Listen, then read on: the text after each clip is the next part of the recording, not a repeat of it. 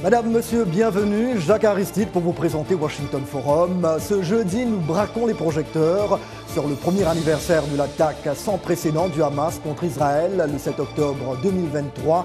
Ce jour funeste a déclenché une guerre meurtrière dont les répercussions se font sentir bien au-delà des frontières israéliennes et palestiniennes. Un an après, le Proche-Orient est-il au bord d'une conflagration totale? De l'Amérique à l'Europe, en passant par l'Asie et l'Afrique, les gouvernements aux quatre coins du globe sont-ils plus que jamais sous pression pour prendre position? L'Iran complique-t-il les efforts de paix? Détails et décryptage à venir avec nos invités.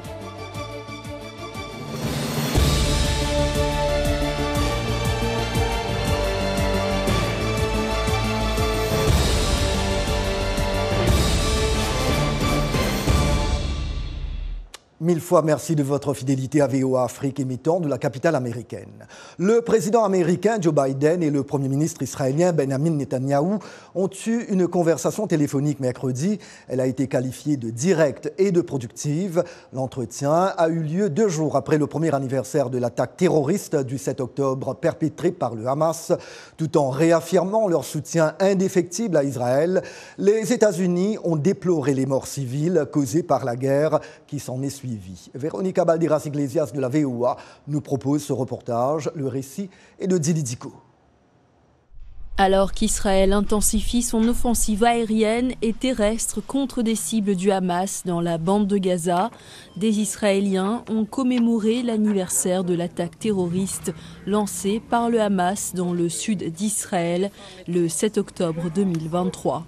Environ 1200 personnes ont été tuées et 250 ont été enlevées.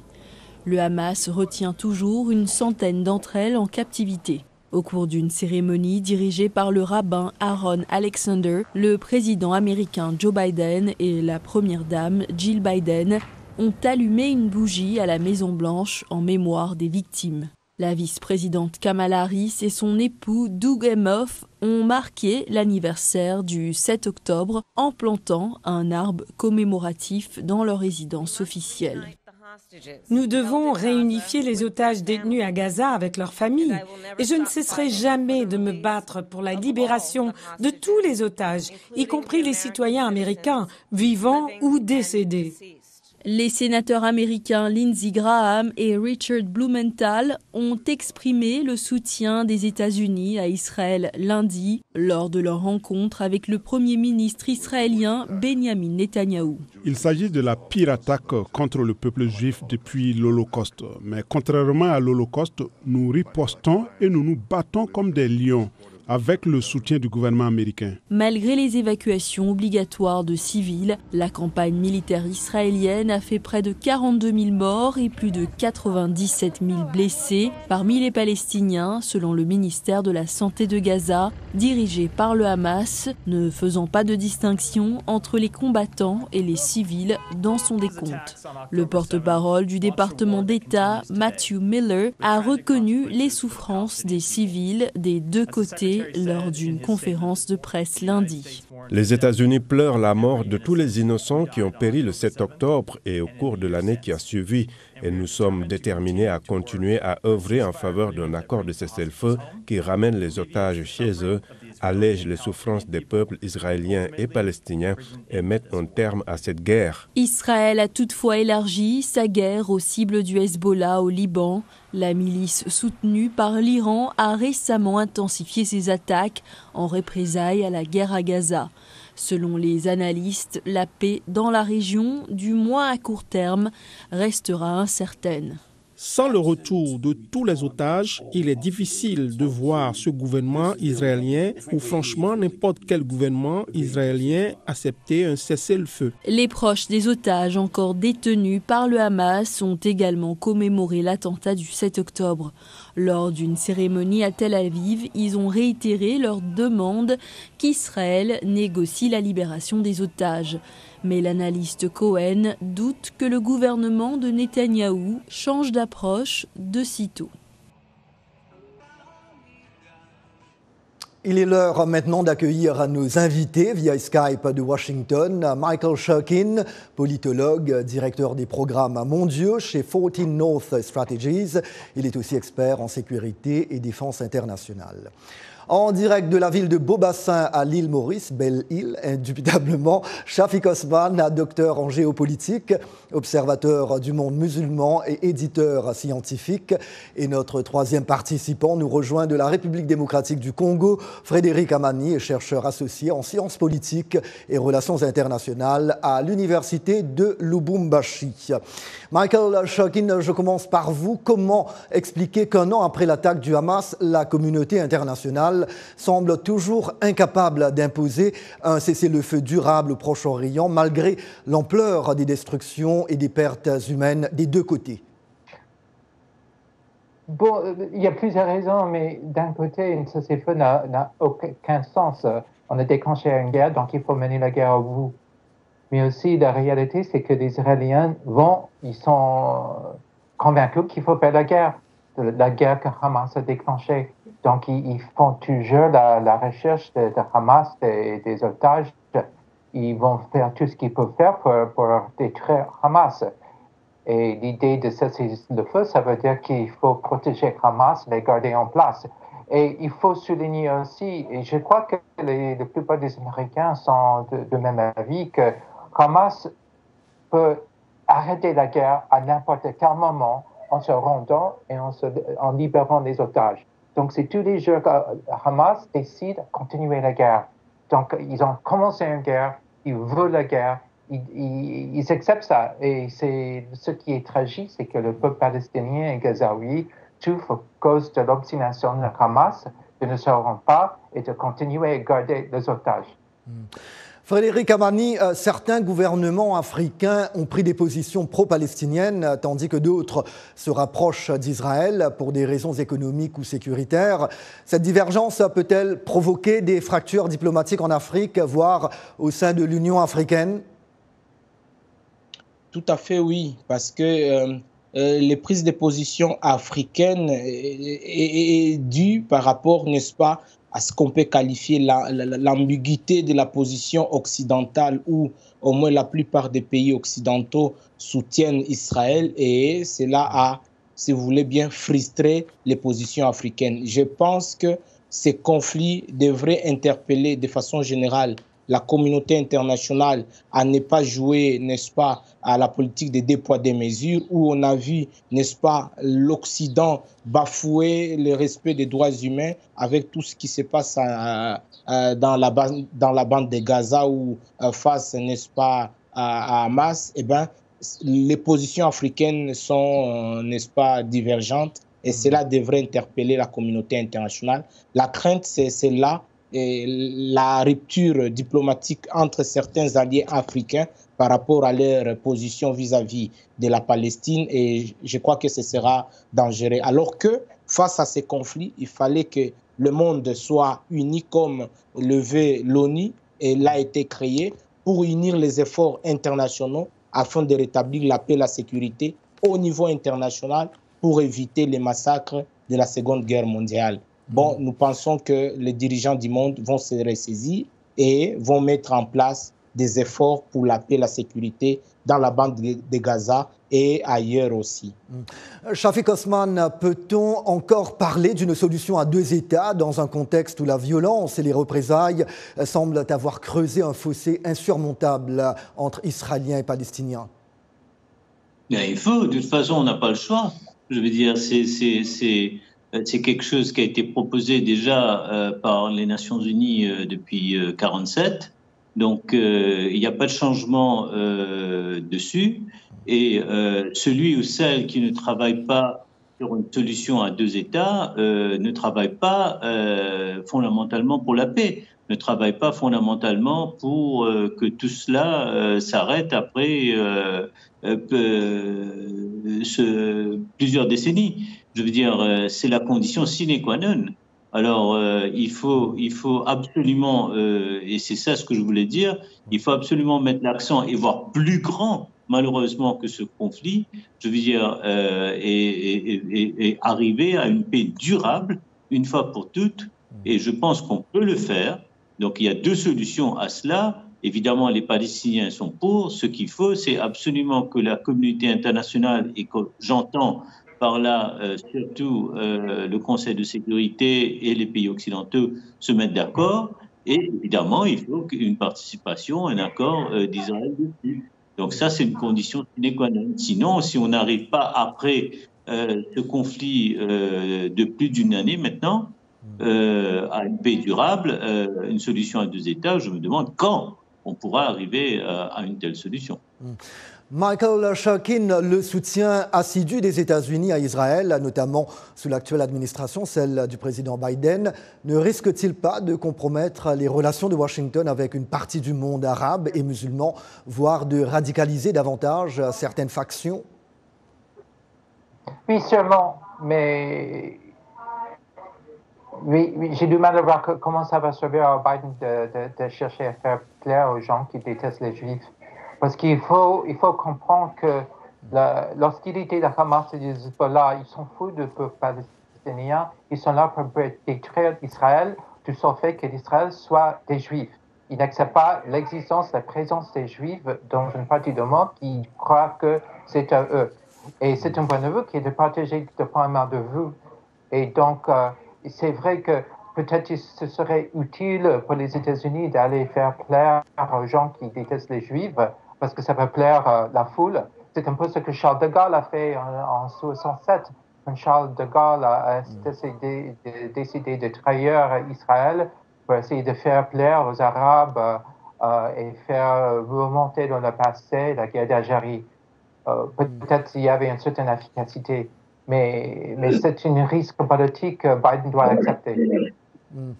Frédéric Amani, globalement, comment les pays africains perçoivent-ils la guerre entre Israël et le Hamas? Et dans quelle mesure cette perception est-elle influencée par leurs relations avec les Palestiniens ou avec Israël? Bien, les Africains perçoivent la guerre entre l'Israël et les Hamas comme, n'est-ce pas, une guerre qui mobilise ou sensibilise ou mobilise toute la communauté internationale par rapport à ce qui se passe en Afrique. Oui. Je dois rappeler qu'en Afrique aussi, il y a des tensions, mais on ne sent pas l'engouement de la communauté internationale ou des alliés africains se mettre aux côtés des pays qui sont en guerre. Oui. Mais aussi, cette guerre entre l'Israël et les Hamas vient révéler, n'est-ce pas, la faiblesse ou l'incapacité de la communauté internationale aux idéaux pour lesquels elle s'est battue. L'ONU, dois-je rappeler, qu'elle a été créée pour, n'est-ce pas, que le monde ne puisse pas sombrer dans un autre conflit meurtrier. Oui. Mais si la communauté internationale ne travaille pas ou ne met pas tout ce qui lui est à son actif, eh ben, on risque d'assister à un embrasement, non seulement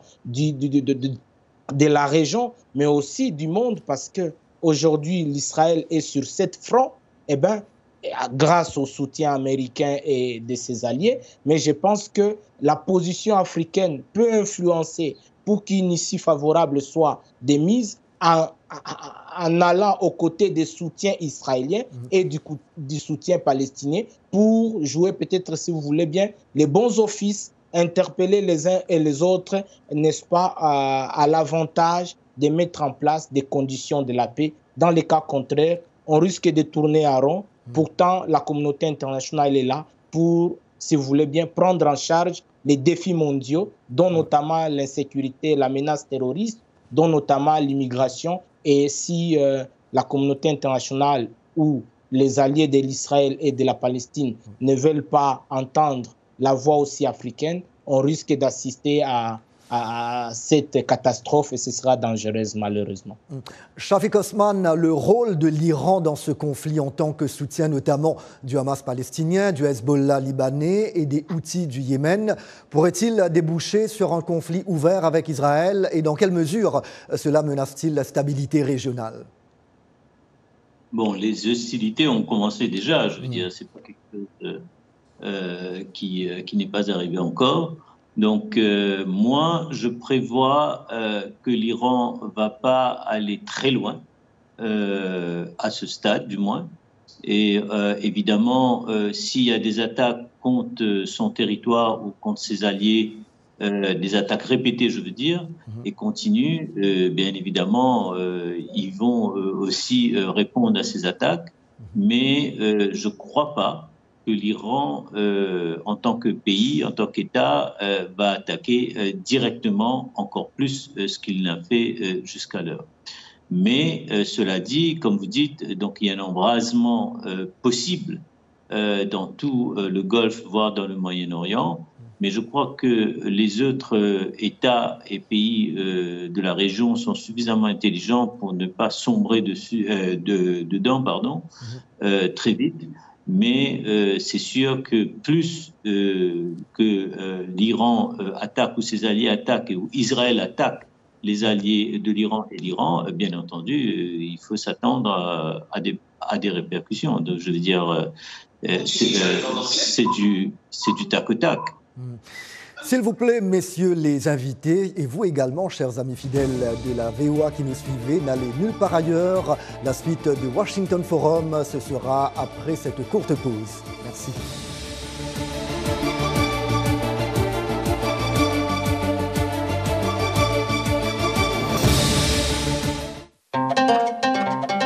Dans des Full B, votre nouvelle émission tous les vendredis de 16h30 à 17h temps universel sur VOA Full D. Dans des Full B braque ses projecteurs sur les jeunes, leurs ambitions, leurs projets, leurs défis. Dans des Full B, c'est aussi la vie de la communauté Peul, sa culture, son identité, sa résilience et son avenir dans un monde qui change. Restez connectés et découvrez toutes les facettes de cette vaste communauté, riche par sa diversité. Dans des Full B en FM, ondes courtes, sur la fréquence des 7630 kHz, sur nos réseaux sociaux et à travers nos stations partenaires en Afrique. Dans des Full B de 16h30 à 17h temps universel sur VOA Full Day.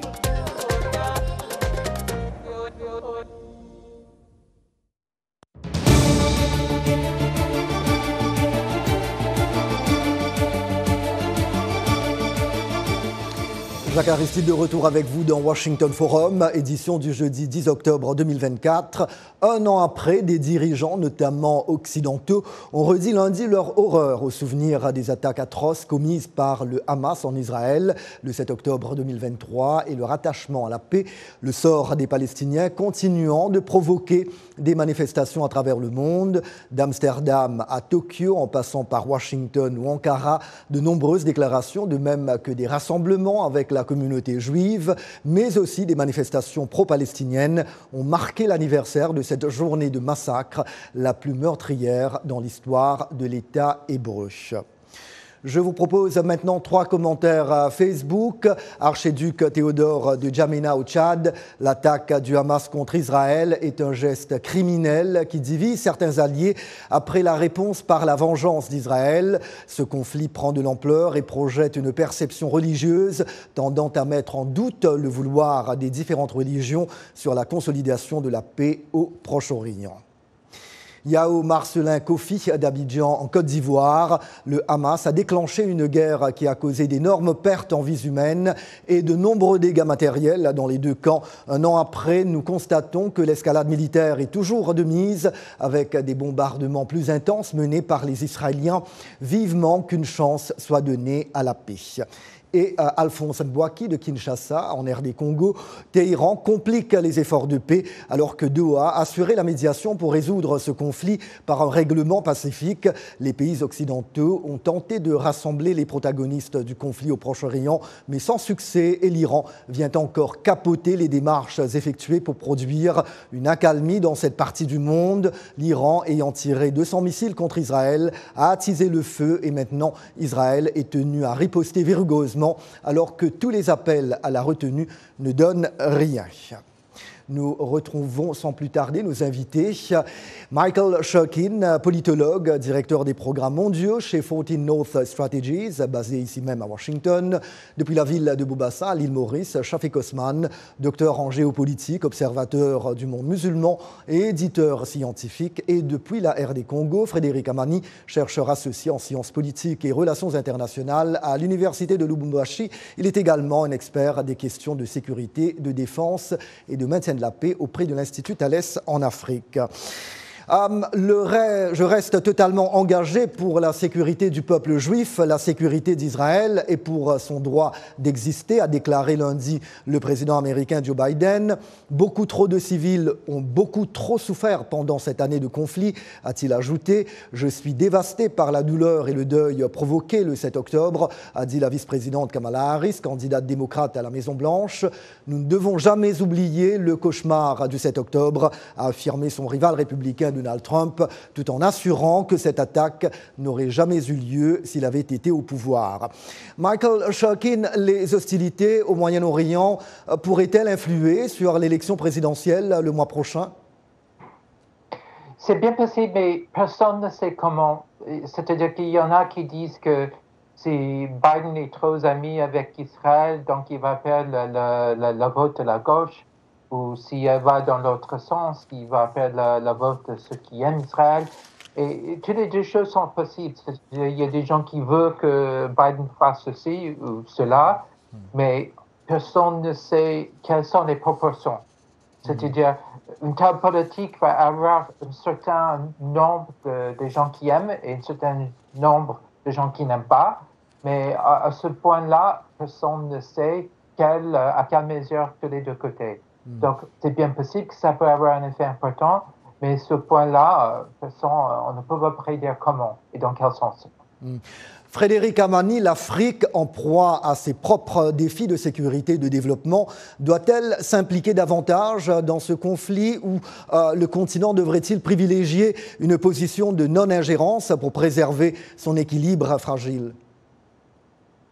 Bien, je crois que je prends vos mots, la position de non-ingérence, ça me renvoie, n'est-ce pas, à la conférence de Bandung où l'Afrique, où les pays du Sud avaient pris position dans le cadre du conflit entre l'Ouest et l'Est. Mais je pense que les défis sécuritaires africains ne devraient pas empêcher l'Afrique à apporter, n'est-ce pas, la pierre à la construction de la paix dans le Moyen-Orient ou dans la région en proie à l'instabilité. Bien que, c'est vrai, il y a aussi des défis sécuritaires au niveau africain. Cela devrait servir des modèles, des efforts qui sont en train d'être faits par les alliés africains dans cette région pour établir la paix. Et ces mêmes efforts des alliés africains devraient aussi être fournis en Afrique pour aider l'Afrique, si vous voulez bien, à s'en sortir, que ce soit en matière de sécurité ou en matière de développement. Je pense que face à cette insécurité ou à cette crise, les silences africains devraient mal sonner. Il faut que l'Afrique prenne position et sa position, c'est d'interpeller la communauté internationale de façon générale, mais les alliés de part et d'autre, à privilégier la voie pacifique pour la paix. Plus la région est en proie à l'instabilité, plus, n'est-ce pas, d'autres alliés sont, n'est-ce pas, concernés directement ou indirectement par la rupture des relations diplomatiques, par la méfiance, et cela risque de retarder les efforts mondiaux pour relever les défis, n'est-ce pas, climatiques, les défis migratoires, les défis de la menace terroriste. Shafik Osman, les manifestations pro-palestiniennes, parfois violentes, ont gagné en ampleur dans plusieurs pays. Pensez-vous que ces mouvements révèlent un changement profond de l'opinion publique, en Afrique par exemple, ou sont-ils principalement le fruit d'influences extérieures ? Non, je ne pense pas qu'il y ait vraiment une influence extérieure. Je veux dire, aujourd'hui, tout ce qui se passe dans n'importe quelle ville ou n'importe quelle capitale du monde est répercuté aux quatre coins de la planète en quelques secondes. Je veux dire, et bien évidemment, la diaspora ou les diasporas palestiniennes sont très concernées aux quatre coins du monde, mais pas que les diasporas palestiniennes, il y a aussi les diasporas arabes, mais aussi des gens qui sont en Occident, en Afrique, en Asie, un peu partout, qui sont interpellés par cette guerre, par ces morts, par ces dizaines de milliers de morts, etc. Donc, je crois qu'il y a une conscience qui a été éveillée il y a un peu moins d'une année, si vous voulez, et dans toutes les capitales occidentales du moins, et dans toutes les grandes villes. Et il y a aussi cette jeune génération, quand je dis jeune, c'est les 18-25 ans, 18-30 ans, allons dire, qui n'étaient pas forcément au courant des implications ou des détails du conflit israélo-palestinien depuis 1947. Donc qui aussi ont donné de la voix et ont manifesté, etc. Bon, il y a eu évidemment des dérapages de part et d'autre, hein, d'ailleurs. Et par exemple, là où j'habitais avant, au Canada, donc à Montréal, par exemple, et à Toronto, au Canada également, mais aussi dans d'autres. Il y a eu des petits dérapages un peu plus importants que d'autres. Mais généralement, je pense qu'il y a eu un éveil, une sensibilisation face aux problèmes, face aux conflits, mais aussi il y a des gens très sincèrement qui veulent militer pour la paix et mettre un terme à ce conflit. Je crois que c'est ça qu'il faut retenir. Et ça, malheureusement, la solution, elle est politique, elle n'est pas dans le domaine, enfin, elle n'est pas du ressort, du moins, de la société civile ou des sociétés civiles. Michael Shurkin, en quoi la réponse militaire israélienne dans la bande de Gaza a-t-elle renforcé ou affaibli la position de Benjamin Netanyahou un an après le début de la guerre? Son gouvernement peut-il survivre politiquement à cette gestion de la crise? Bon, du point de vue israélien, je crois qu'il y a un consensus presque complet qu'on est derrière Netanyahou, dans le sens que tout le monde est d'accord qu'il faut faire la guerre. C'est-à-dire, après ce qui s'est passé à 7 octobre, on ne peut pas accepter qu'une telle menace, qu'une telle puissance, pouvoir soit là, en place et préservée. Donc, il faut faire la guerre, il faut en finir avec Hamas. Alors, ce qu'il essaie de faire, bon, on peut critiquer des détails, de manière de gestion, de stratégie, etc., mais en principe, j'ai l'impression qu'il y a très peu d'Israéliens qui disent non à la guerre. Bien sûr, il y en a toujours, mais on accepte la réalité de la guerre qui a été déclenchée par Hamas. Et il faut se souvenir du fait aussi qu'il y avait la paix le 6 octobre, il y avait la paix, il y avait aussi un cessez-le-feu entre les deux côtés. Et c'est ça. Donc, cela n'a pas affaibli Netanyahou. On peut dire que cela a sauvé, sa vie politique parce qu'il était vraiment dans une situation fragile. Mais tout le monde a laissé tomber ces disputes. Tout le monde se disputait autour de Netanyahou avant, mais avec le 7 octobre, on a mis à côté toutes les disputes qu'on avait avec Netanyahou pour s'unir pour faire la guerre. Oui. Frédéric Amani, avec la montée en puissance de la diplomatie israélienne en Afrique, notamment via des accords de coopération économique et technologique, cette guerre pourrait-elle remettre en cause ces partenariats ou au contraire renforcer les liens avec certains États africains en quête de soutien israélien? Très brièvement, si vous pouvez, le temps file. Je pense que la montée en puissance de l'Israël peut mettre en mal sa coopération avec les pays africains, parce que la plupart des pays africains n'ont pas tranché en sa faveur dans cette crise entre Israël et les Hamas, mais plutôt ils apportent le soutien à la Palestine. Je pense qu'aujourd'hui, il y a lieu de penser la paix par la coopération, parce que aucun conflit aujourd'hui peut être résolu par les moyens militaires. Par exemple, je pense qu'il faut privilégier, n'est-ce pas, les voies diplomatiques et les moyens politiques. Et voilà, point final à ce Washington Forum. Un grand merci à nos 3 invités, Shafik Osman, Frédéric Amani et Michael Shirkin. J'en profite pour faire un petit clin d'œil à toutes nos radios et télé partenaires. Et bien évidemment, un grand merci à vous, chers amis fidèles de la VOA. Merci de nous avoir accueillis chez vous cette semaine. Nouveau rendez-vous dès jeudi prochain. Jacques Aristide ici à Washington. Je vous dis à très bientôt. Prenez bien soin de vous et des autres aussi. Take care, comme on dit. Merci.